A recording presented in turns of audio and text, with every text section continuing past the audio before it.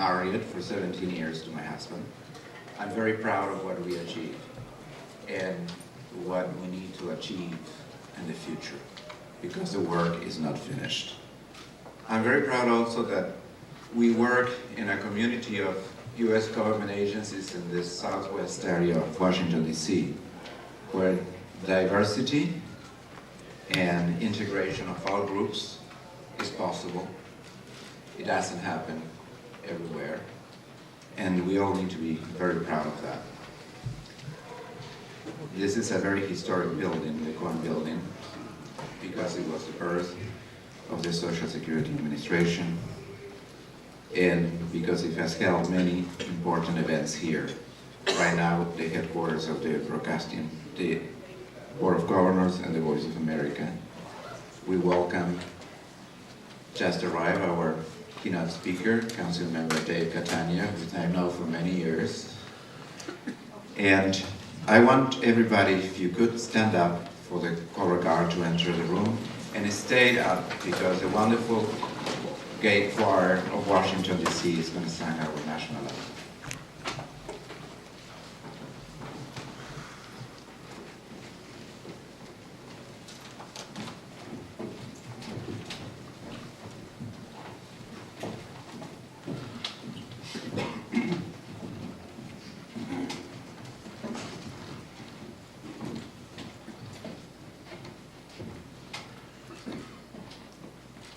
Colors, forward, march!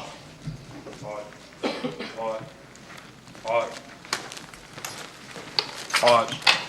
hot, hot, hot, hot, hot, hot, hot, hot, hot, hot, hot, hot, hot, hot. Colors, hold! Colors, breeze and arms!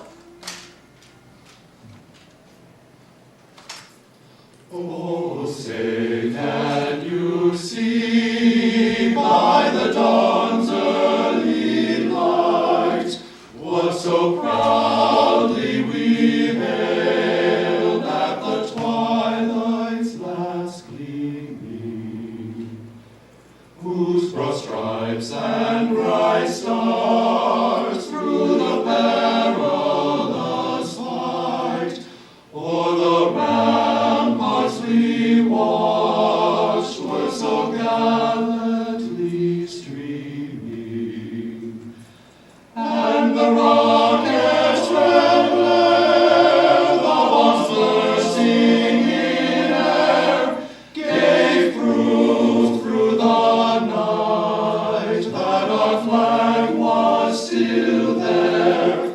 Oh, say does that star-spangled banner yet wave o'er the land of the free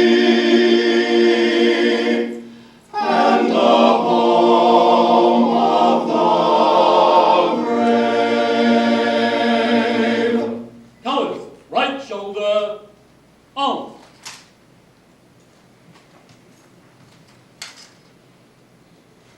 Colors, colors turn, march! Hot, hot, hot, hot, hot, hot,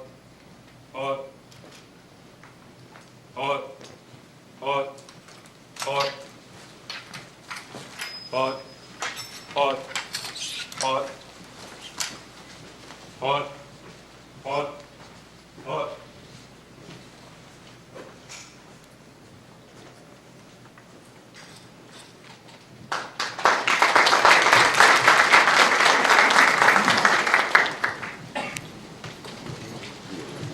You're going to have the chance to listen to those wonderful voices again several more times during this event in the morning. The Gay Men's Choir of the Washington, D.C. metropolitan area is an incredible institution and one of the best art forms, choir art forms that we have in this city, and we are very proud of you guys. To start our program, I want to invite the director of the International Broadcasting Bureau, Richard Lolo. He has an incredible career in broadcasting and the news, and as executive of many different hats. The last one is here, the latest one as our director. And we are very proud of him because he has moved this organization into a new direction, and it has been one of the strongest support of diversity and integrity in the agency. Come on, please.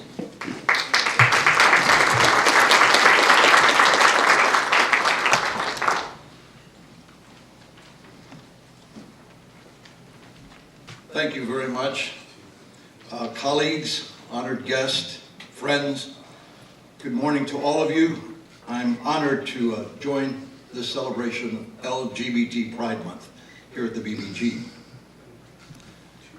Pride, it's an essential component of our shared humanity. Pride in ourselves, our ancestry, in our religion, our nationality, in our work, and even in our sexual identity. Not the kind of inflated pride that makes some of us feel superior to others, but the kind of pride that brings us together by recognizing and celebrating differences as well as our similarities. Here at the BBG, we take time to celebrate diversity, as today's gathering is another example of that. We strive to foster a workplace that is inclusive, a workplace where we achieve our mission harmoniously. As a Latino, I know what it is to endure prejudice and intolerance. I've also witnessed homophobia up close through my grandson, who endured intolerance and cruelty as he came out in high school. He is now a successful 22-year-old college student and is proof that sometimes it does get better. During my lifetime, I've seen progress toward greater equality for minorities. I've also seen progress in promoting equal rights for the LGBT community, but that progress has been very, very slow. The drive toward LGBT rights is one that transcends this agency, the government, and even this country. As an organization such as ours that operates worldwide, the BBG has a special responsibility to view issues of equality with a global perspective. Recently, the news that we reported here included a May 22nd attack on Georgian gay rights activists on International Day Against Homophobia. The mob chased activists away from downtown Tbilisi with clamors of "kill them, tear them to pieces." Last October, there was a vicious attack at a gay bar in Moscow when masked men attacked patrons who were attending a coming out day celebration. And here in America, hate crimes persist, as we are sadly reminded by an outbreak of violence against gays in New York City recently. There were 4 separate incidents of violence against gays in the last several weeks, with the most severe being, of course, the fatal shooting of 32-year-old Mark Carson. In contrast, as most of you probably know, a few weeks ago, the movement marked an affirmative milestone in this country when NBA player Jason Collins told the world, quote, "I'm 34-year-old NBA center, I'm black, and I'm gay." He made history, becoming the first active male professional player in baseball, hockey, basketball, or football to come out as gay. To become an expert in any field, including as a professional athlete, requires years of dedication and hard work. To risk rejection by his peers from his chosen profession took tremendous courage. Collins went on to say, "No one wants to live in fear. I've always been scared of saying the wrong thing. I don't sleep well. I never have. But each time I tell another person, I feel stronger and sleep a little more soundly." We all need to work together to ensure that our colleagues here at the agency feel no fear of reprisal or prejudice against them for their sexual identity. While I am heartened by the progress we've seen LGBT rights go unrecognized in far too many parts of our world. LGBT rights are, after all, human rights. This is the message that the world must hear. Homosexuality remains a crime in many parts of the world, particularly in Africa, the Middle East, and West Asia, in countries such as Iran, Yemen, Saudi Arabia. Punishment can include imprisonment and even death. Few countries outside of Europe and the Americas recognize same-sex unions, and only a handful have legalized same-sex marriage. President Obama is the only president to have issued statements proclaiming LGBT Pride Month in every year of his administration.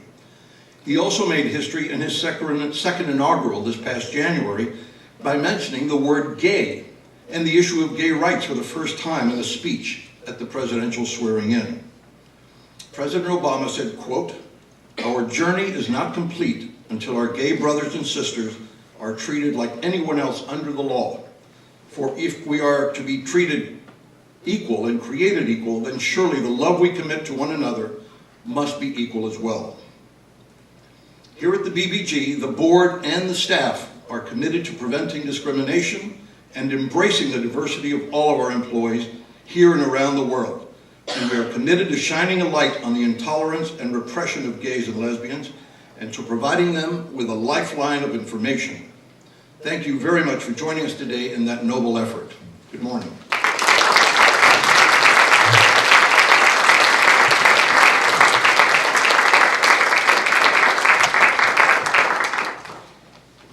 As I said before, the fight for the rights of gay and lesbians around the world is not over.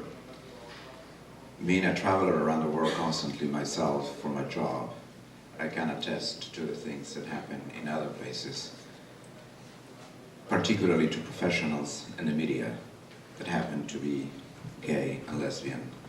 And they're persecuted, they're intimidated, in some cases they have been murdered. So there is a lot of work to do.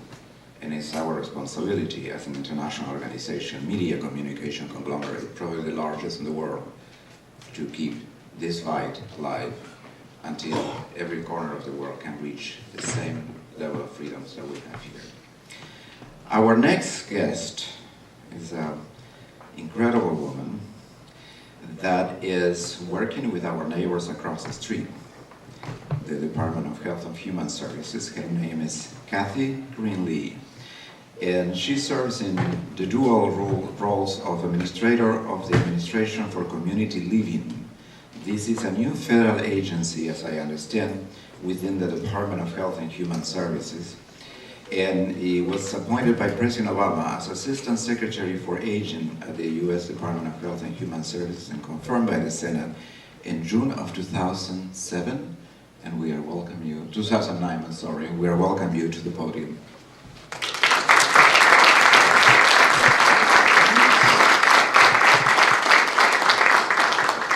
Good morning, everyone. Good to see you. I'd like to thank you for hosting us in this beautiful auditorium.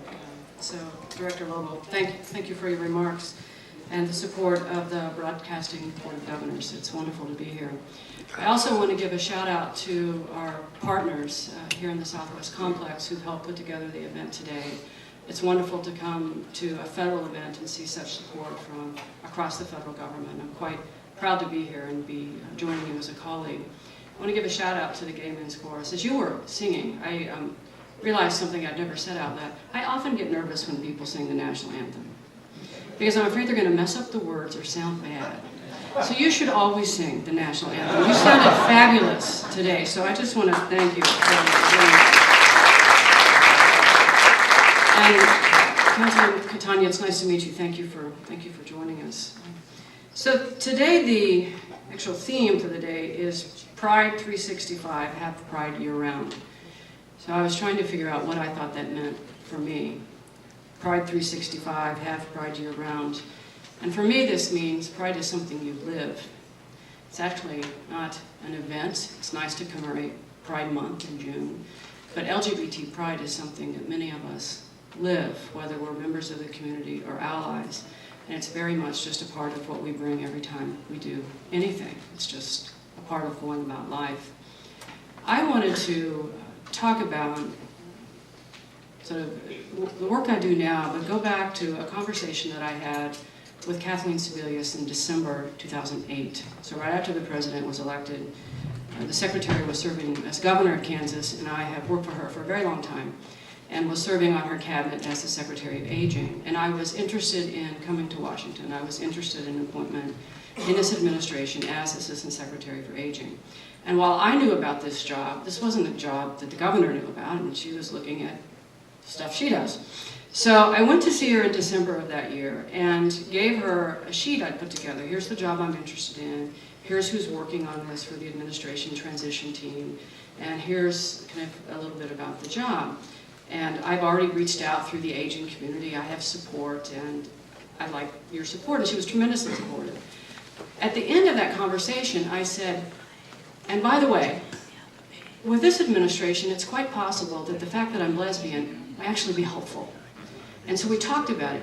I had no idea that this little side comment that I made for her was actually going to shape so much of the work that I have ended up doing since I came.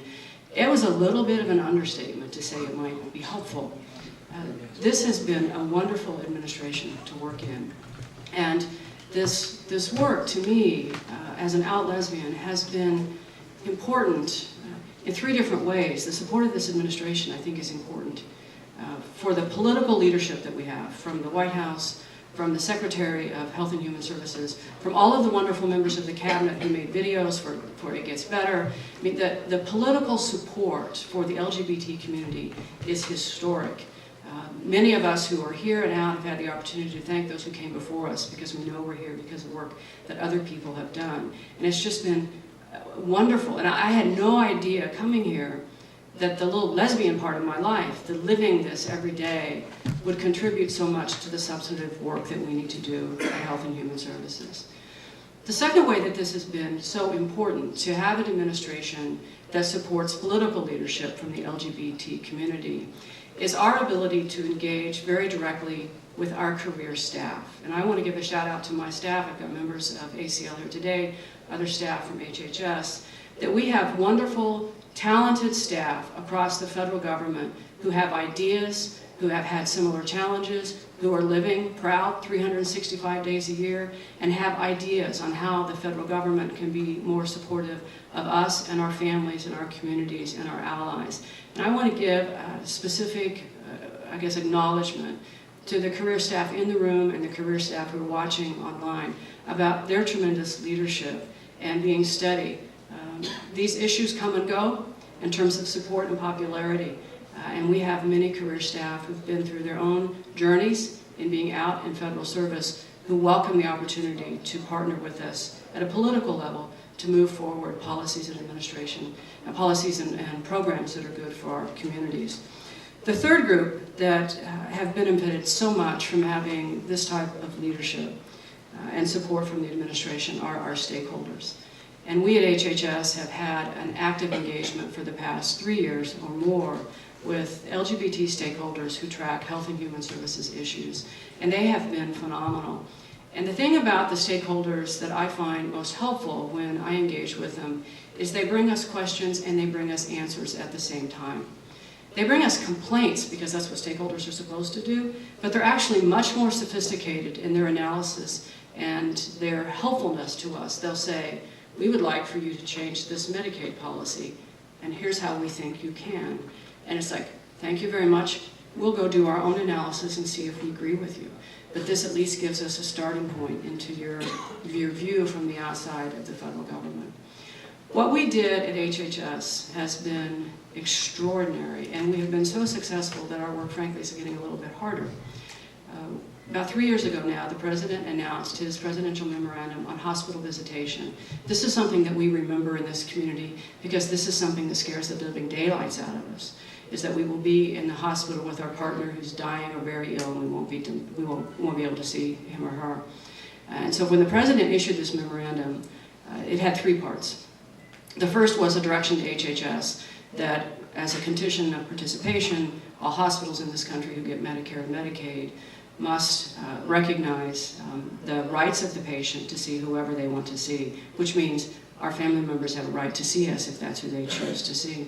The second part of the memorandum was that the hospital has to recognize the advance directives that we've all painstakingly gone to lawyers to do, because we've known always that we needed to have the will, the living will, the power of attorney as our way to have access to our loved ones in decision making. The third paragraph of this memorandum that the President issued was to the Secretary of HHS, basically, this is not his words, these are mine, what else do you have? And it was a request to the Secretary that we start looking at the department on what other kinds of policies we could change to further kind of the work and the cause. So we put together one of the most successful working groups that I've ever been a part of, and certainly I would nominate us for one of the best ones at HHS, where the Secretary sent a letter to every one of the major divisions of HHS, all the operating divisions, all her internal staff divisions, from the budget shop to public affairs, and said, I need you to put somebody on this committee. I have had the honor of being one of the co-chairs. Ken Cho, one of my other co-chairs, was here as a show of support but had to go.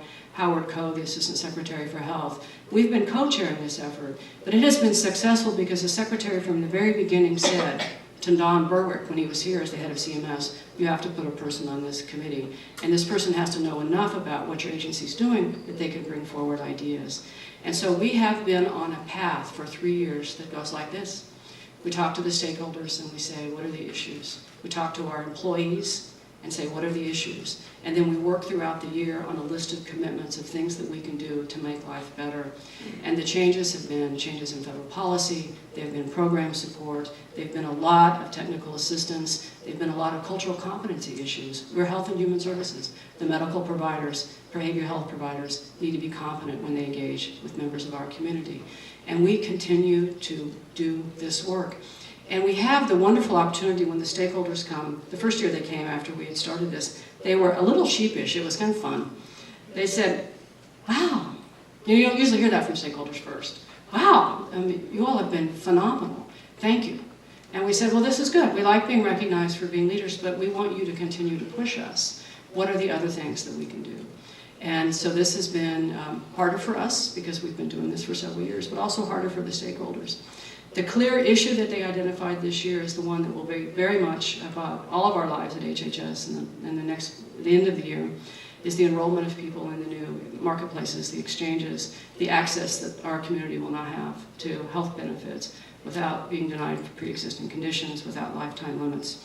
And there are wonderful opportunities for the LGBT community to now access health insurance, and this is on the minds of our stakeholders as well.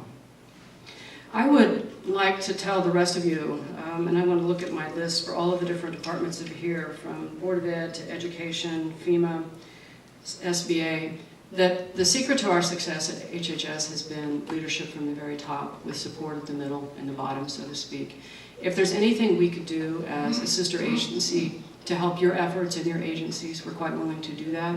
Quite willing to come over and say, this is how we structured our work, this is the kind of work we've been able to do.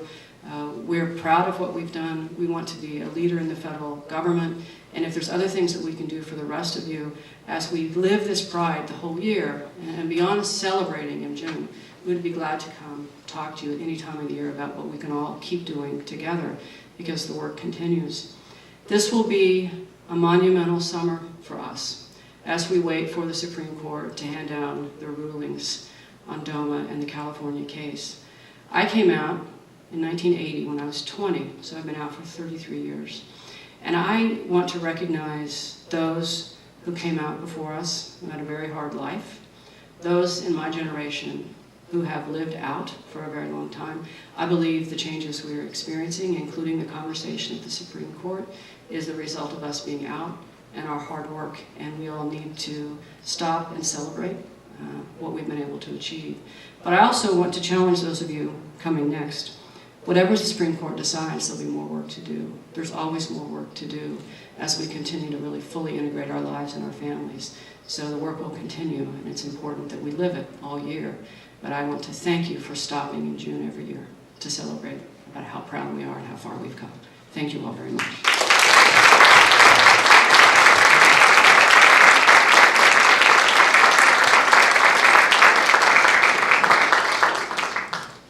Thank you very much for this wonderful conversation about where we are and where we need to do. I want to recognize Different people from all the agencies are here, managers, employees, middle management, upper management, for being with us. I want to recognize our Director of Voice of America, Dave Ensor, for being with us. He has over his shoulders the responsibility of 47 languages plus, and to broadcast everything that we are doing around the world and explain to the world what America is all about. And this is a perfect example of what we are all about. And you have, let me invite the choir to come over on the stage, and Thea Cano, the director. I understand, and correct me guys if I'm wrong, this is a chamber group, correct? Because the choir, the Gay Choir of Washington, is a very large group. And you already show us the wonderful voices you have in Thea. The repertoire is very big. You do Broadway, you do gospel, you do everything. What are we going to hear next? We're going to start with Home from The Wiz, which is a Broadway musical, so to your point, yes. And then we will sing If I Loved You from Carousel.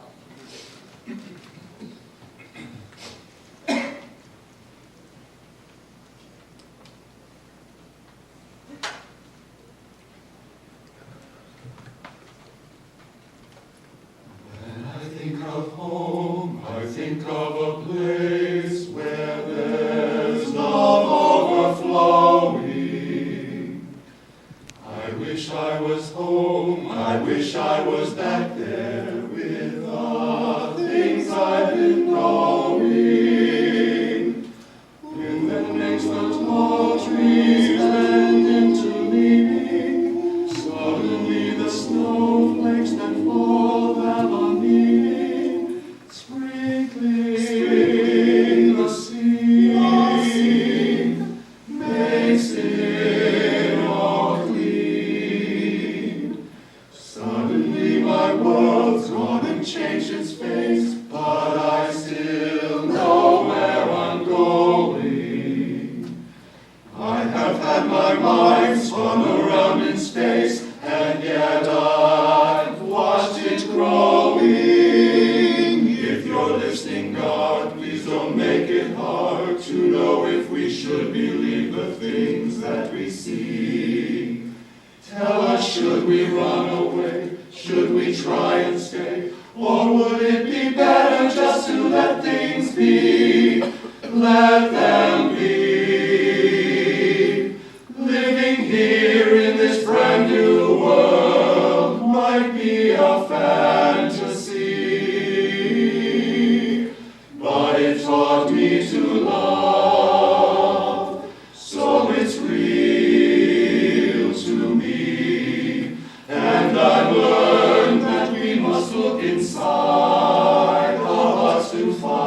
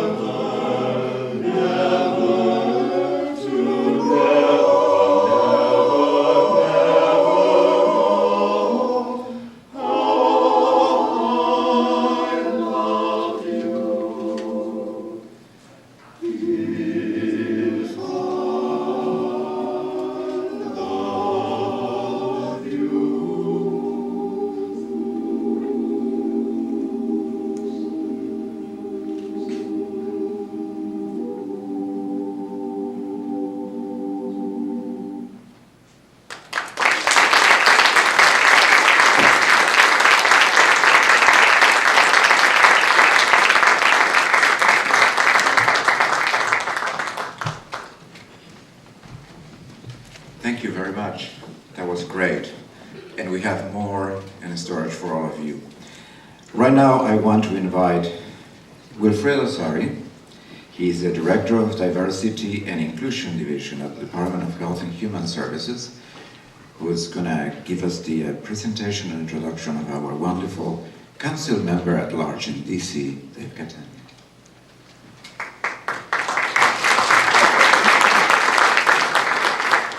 Good morning. I'm going to speak a little bit about Council Member David Catania.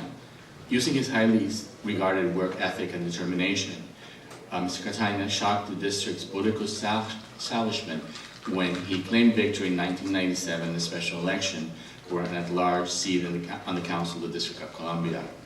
Since that time, he has repeated this 4 times, in 1998, in 2002, 2006, and 2010.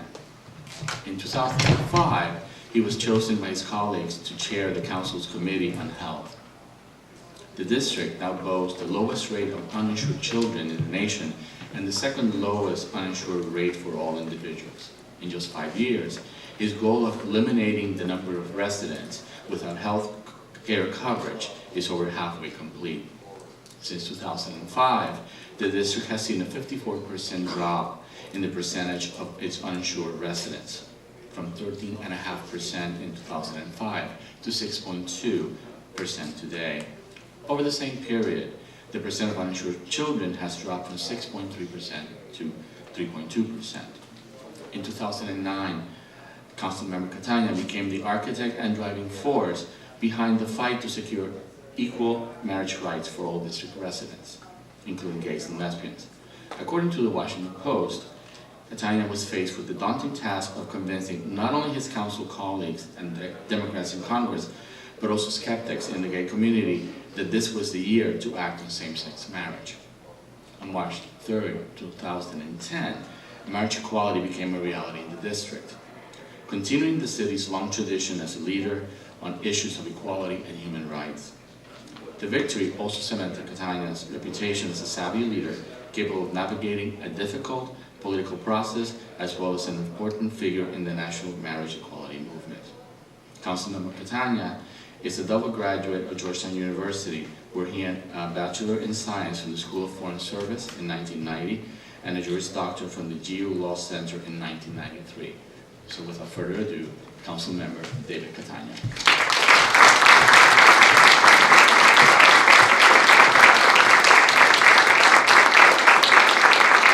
Thank you, Wilfredo. Thank you very much for that. Well, good afternoon, everyone.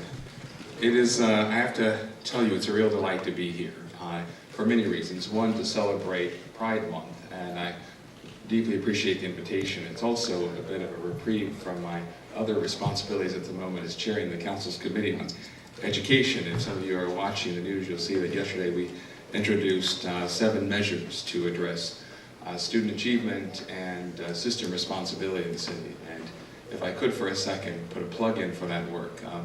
We've made some great progress in education reform in our city, and so by virtue of making these recommendations, it's by no means an indictment of our current leadership or what we're doing. But I leave people with the following statistics. When we live in a city where 59% of our children graduate and 41% don't, I believe we have a problem. When a third of our 9th graders can't pass the basic English and math credits to go on to be sophomores, we have a problem. When our statewide assessments over the last 5 years have only improved by 1% a year, leading us to a proficiency today of 44.6%, where over half of our kids are not proficient, we have a problem. And when our 40 lowest performing schools are actually losing traction under this current regime, we have a problem. And so we are working on that, and I'm hoping to take the same intensity that we've taken towards healthcare and marriage and others, and put it on behalf of the most important subject that we face as a community, which is how we educate our community going forward. It is a thrill, as I said, to be here today. We have, I believe, had an incredible year as an LGBT community. And before I go on, I want to acknowledge my friend Rob Hall and the great work of the chorus. Rob and the chorus are not only talented, Rob I've had the privilege of being friends with for now 19 years, and it's just fantastic. that our paths keep crossing and that you continue to do such great work, not only in the chorus, but in Food and Friends and in so many things, Ron. As I mentioned, we've had an incredible year.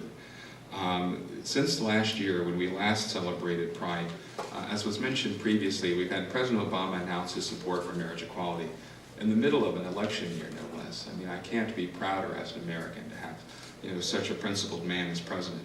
And it's certainly, an incredible help as we try to continue this struggle across the country to have our president in our camp. Since last November, we've had marriage equality recognized in Maryland, Maine, and Washington, marking the first time that voters have actually, in the ballot box, voted in favor as opposed to legislatures and courts. And this actually, I think, was quite a monumental turning of the corner for the National Organization of Marriage, because before they had essentially discredited the legitimacy of marriage equality and had been able to use referendum to fund division and fear and try to stoke, in my view, inequality. Also, last November, we had the first openly gay person elected to the United States Senate with Tammy Baldwin.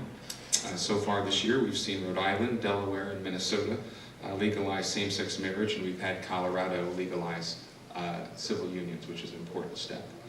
And finally, as was mentioned, we wait with great anticipation the acts of the Supreme Court this summer with respect to DOMA and Proposition 8. I believe indeed we have had an unparalleled degree of success over the last year, and we, though, as was stated, have more work to do.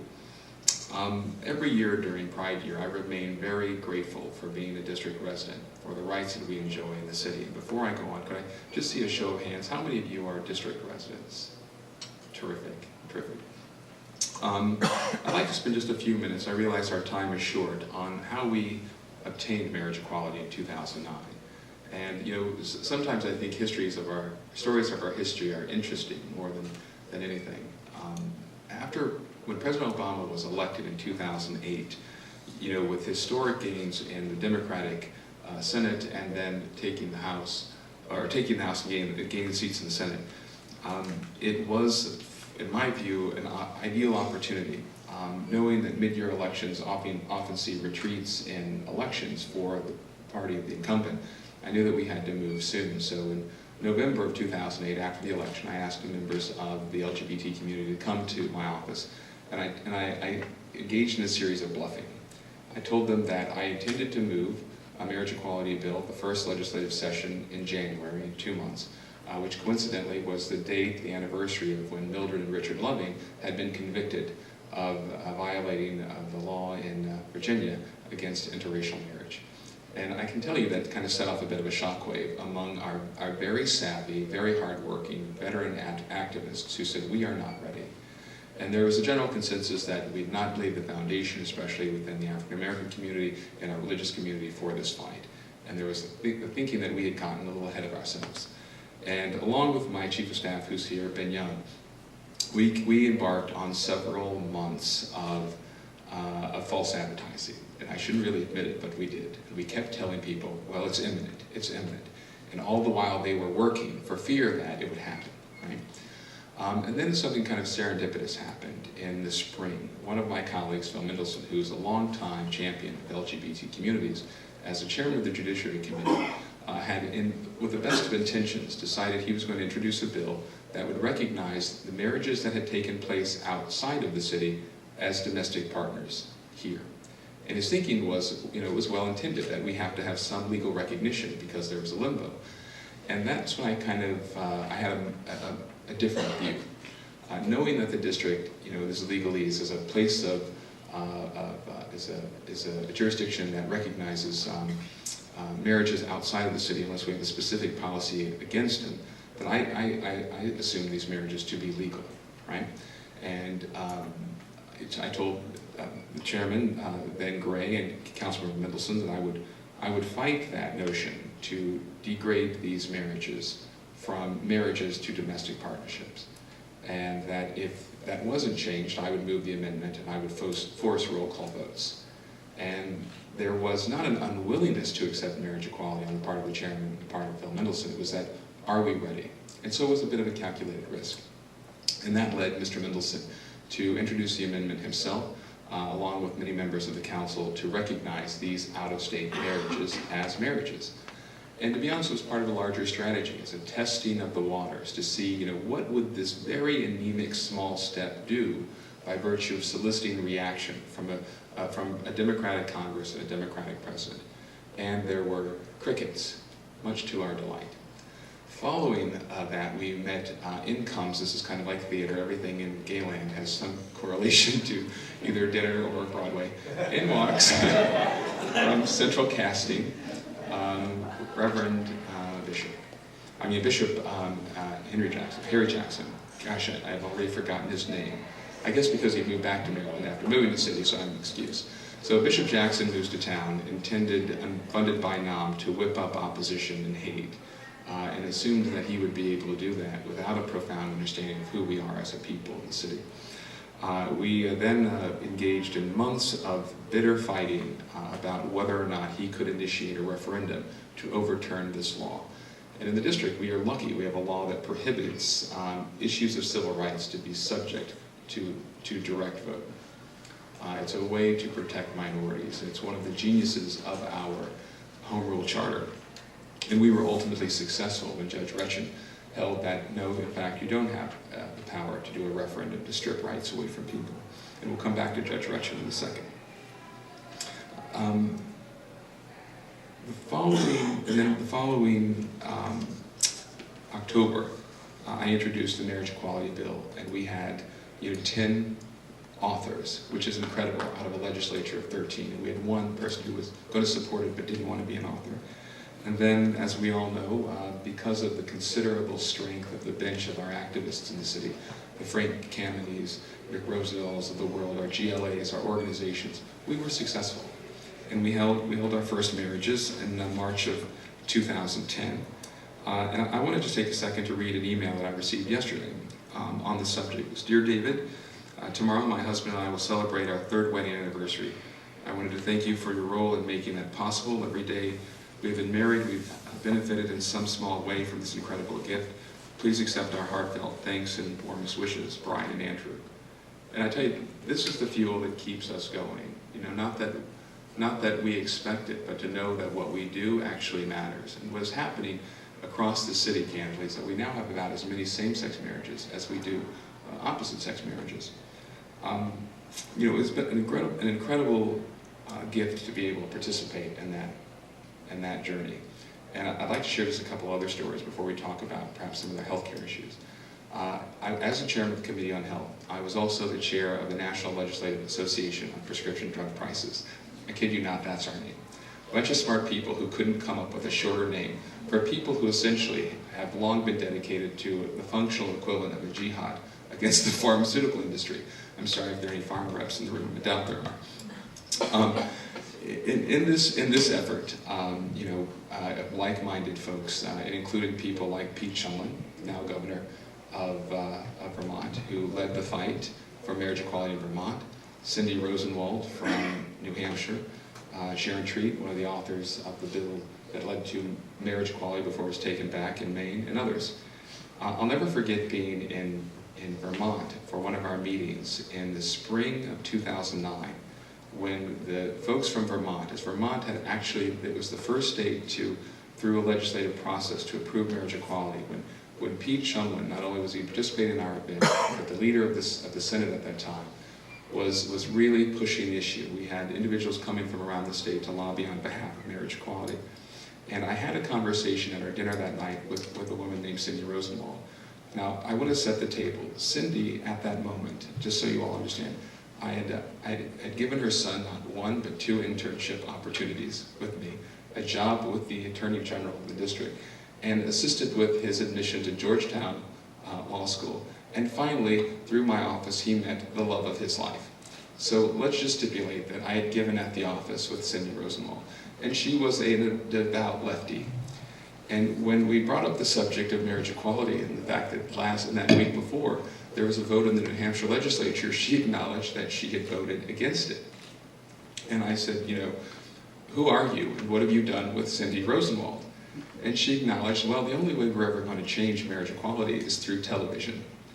And I thought, wow, Cindy, that's quite an admission. And then the rest of us continued to browbeat her through the course of dinner.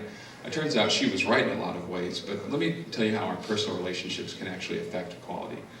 After that conversation, but the important ingredient in that conversation, one of her colleagues stood up and said, yes, but had it not been for Cindy, we would not have marriage equality through the legislature, because as it turns out, it had gone, the vote had failed in the House, and she had been the vote to decide to reconsider it when other Democrats arrived in Congress.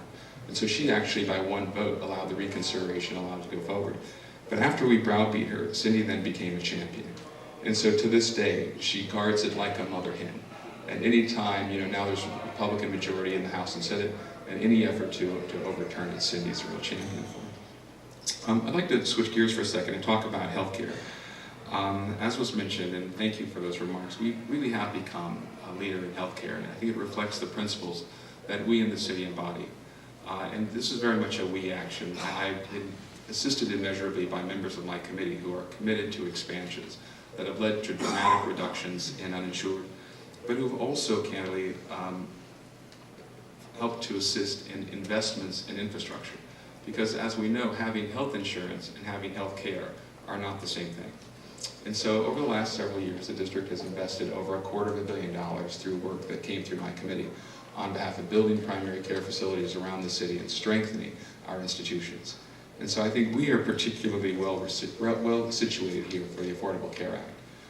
As was mentioned, we do have a very robust system where every resident in the city who is at the 200% or below of poverty has been transitioned to Medicaid.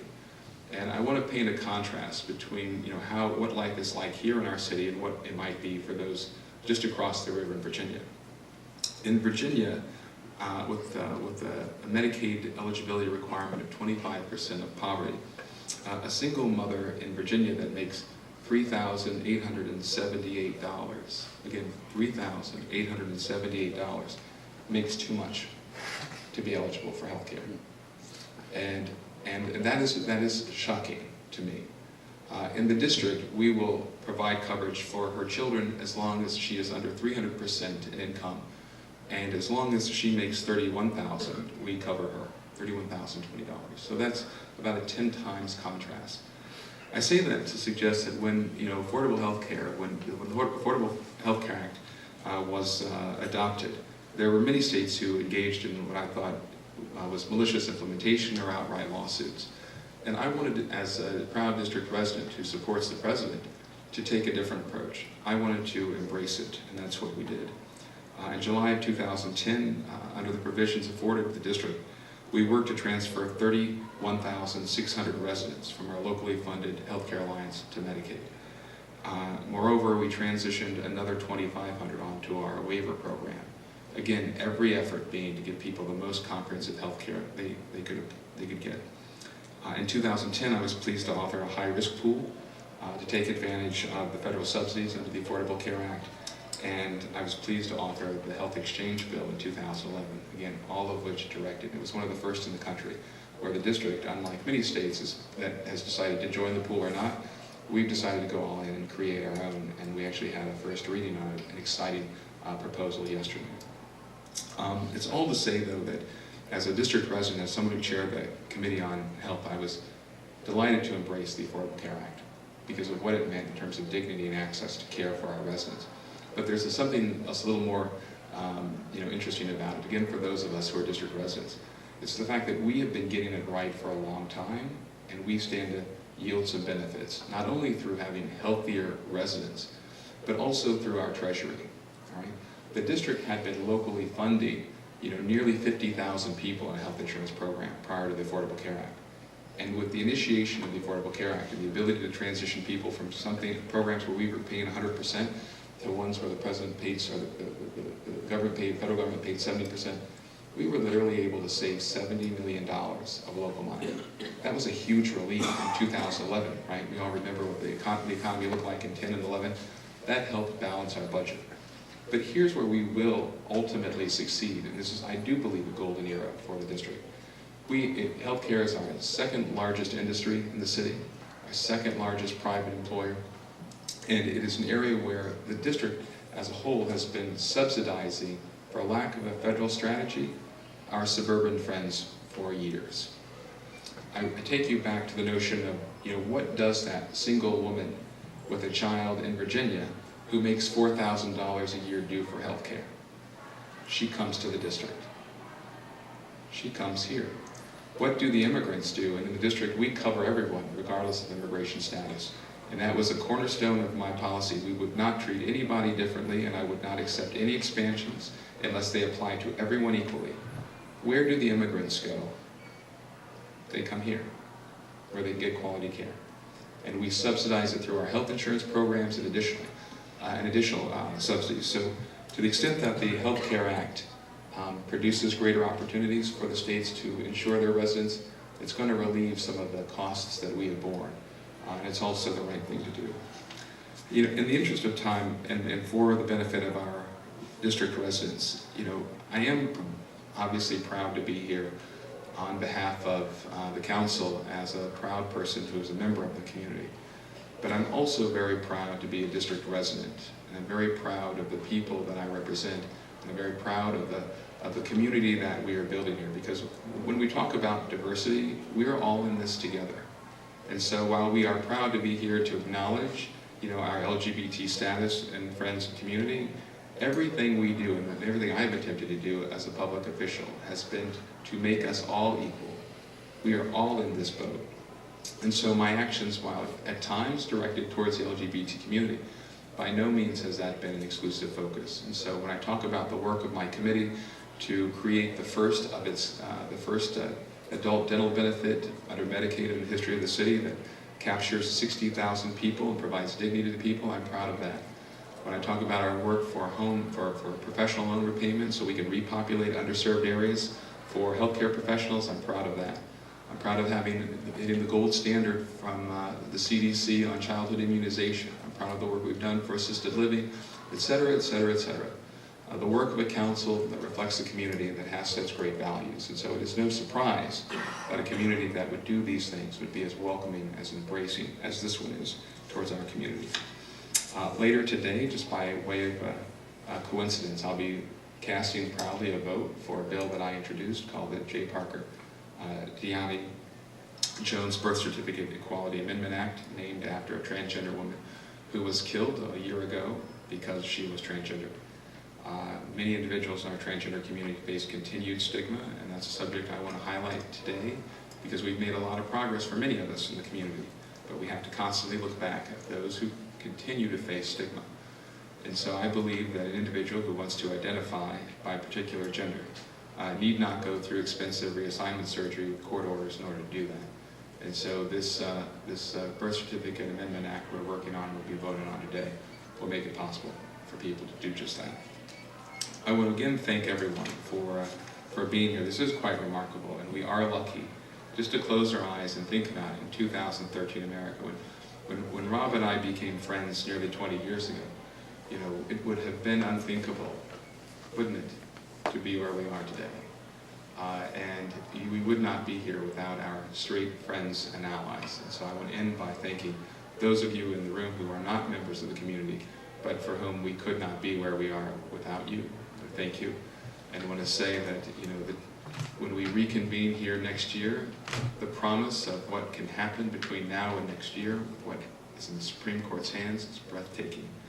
And that, at times we want to celebrate and focus on the parade of horribles, and that's important, but I'm grateful for where we are. I'm grateful to be an American and a Washingtonian in June of 2013 with this president and our people. So thank you all very much for the opportunity to talk.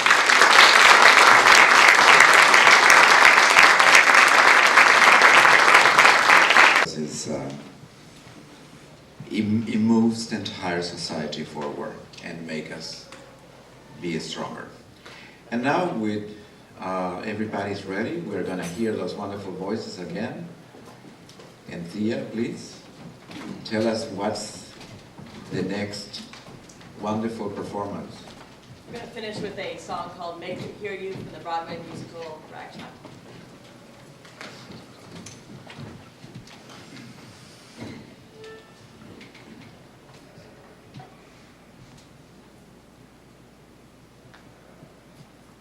Go out and tell our story, let it echo far and wide, make them hear you, make them hear you.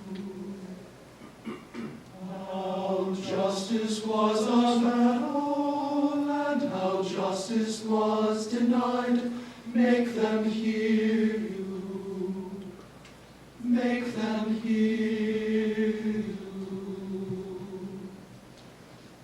And say to those who blame us for the way we chose to fight, that sometimes there are battles which are more than black or white. And I could not put down my sword when justice was my right. Make them hear you, make them hear you.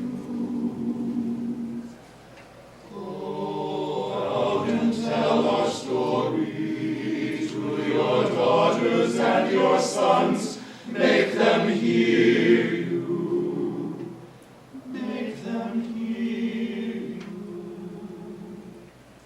And tell them in the struggle we were not the only ones, make them hear you, make them hear you. Your sword can be a sermon or the power of the pen. Teach every child to raise his voice, and then, my brothers, then will justice be demanded by 10 million righteous men. Make them hear you. When they hear you, I'll be near you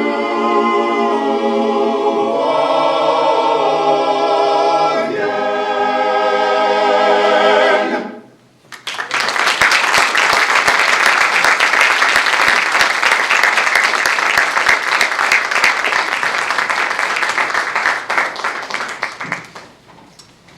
Thank you very much.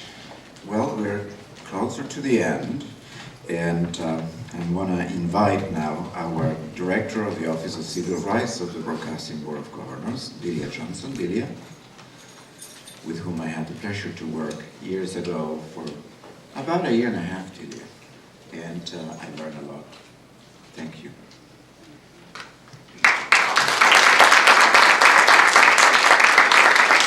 I want to thank all of you for taking time out of your day to spend this hour or so with us, and as our MC, Gustavo, who never refuses an invitation. We look to Gustavo for so many ways of support and efforts that he does throughout the year for the Office of Civil Rights. And when you spent time with us in this Office of Civil Rights, we had a great program, remember? Had an excellent program. We want to thank all of our director, of course, Director Lobo, and Director Enzor, who always, I think I've got to give them like an A+ for this year. Every program I see them here or participating, and that's really a plus. It shows the support and leadership that we have at the organization. Now, of course, I mean, Kathy, thank you, your words, very great, and thank you for taking time out of your day to be with us. And Councilman Catania, yes, I saw you on TV, I think it was yesterday, the education bill. I said, yes, that's what we need, and I grew up in the district, so education was, I thought, much better. And I'm sure that you're going to work with your committees to improve the statistics. So we thank you for all of the work that you do. The district is near and dear to my heart because that's, as I said, where I grew up, and a lot of family in the district. And the choir, my goodness, yes. As Kathy said, the national anthem, right, and all of your selections, thank you very much for your participation. And they were so important to us, we picked a date. We said, can we get that choir? Can we get the choir? Janice, I must say, our coordinator, and Wilfredo, and you know my names are sometimes Kathy, Janice, the threesome sitting there. They really did the work to get this program together today, and I want to give them an applause.